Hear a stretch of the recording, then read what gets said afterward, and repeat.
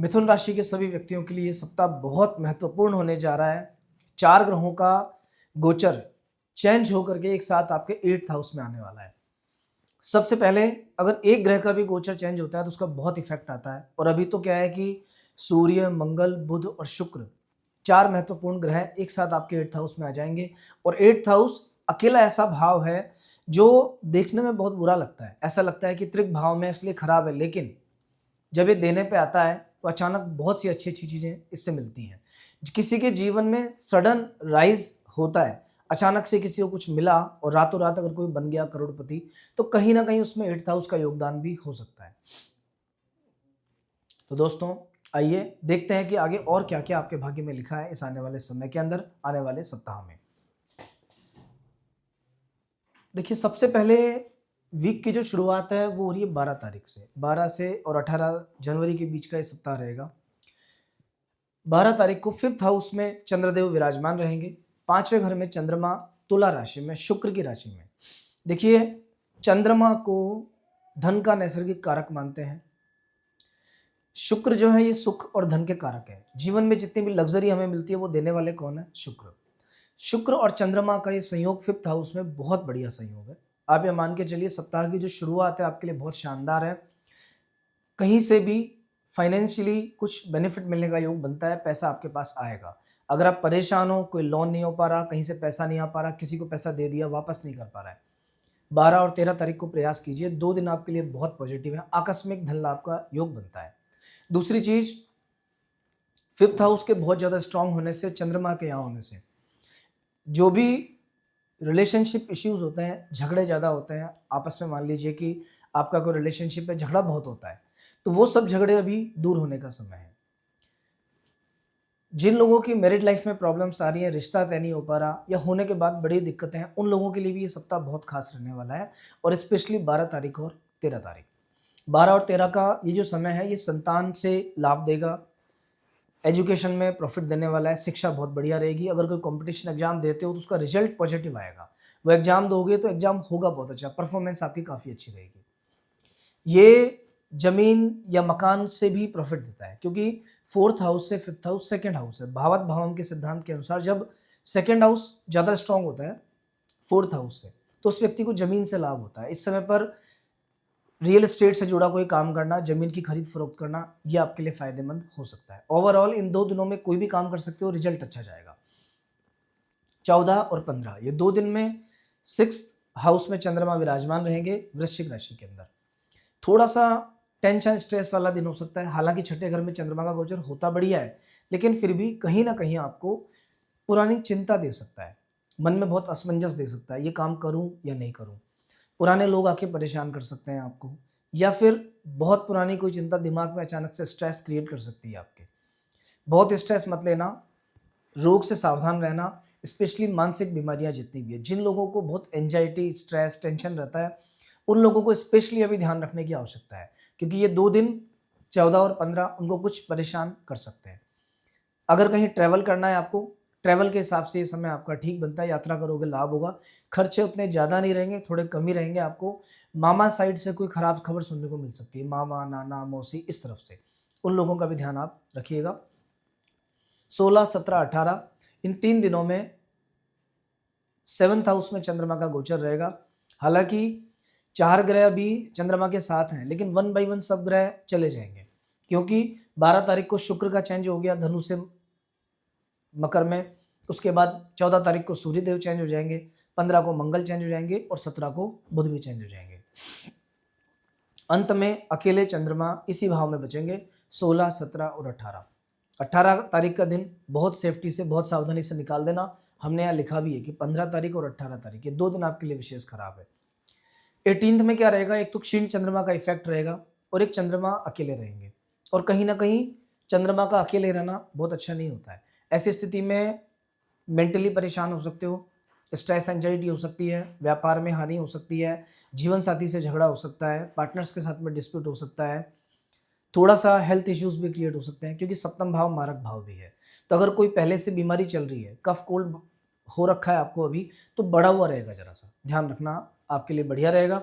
हालांकि स्टार्टिंग इतनी दिक्कत वाली नहीं है, लेकिन जो लास्ट का डे है वो थोड़ा सा बहुत सावधानी बरतने वाला है। अभी इस पूरे वीक की अगर मैं बात करूँ और आपसे कहूँ कि सबसे अच्छा दिन कौन सा है आपके लिए, तो देखिए 12 तारीख और 13 तारीख ये 2 दिन बेस्ट हैं।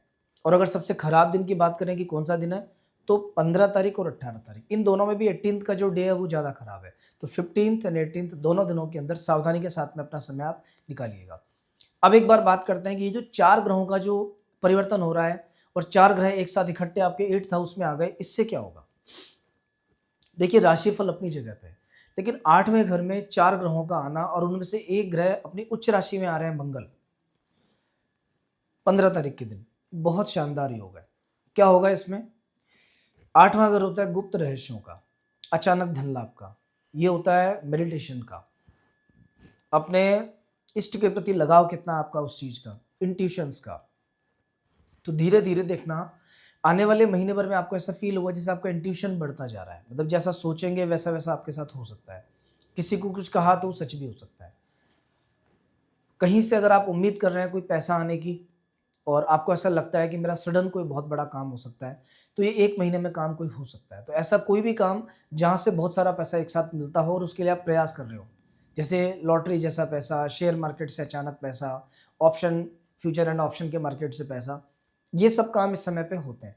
हालाँकि 4 ग्रहों के कारण थोड़े से ऑब्स्टिकल्स भी बढ़ेंगे आपके और स्पेशली नौकरी के मामले में थोड़ी-सी बाधाएँ आ सकती हैं, चलते काम में रुकावट आ सकती है, ऑफ़िस का माहौल ज़रा-सा डिस्टर्ब हो सकता है।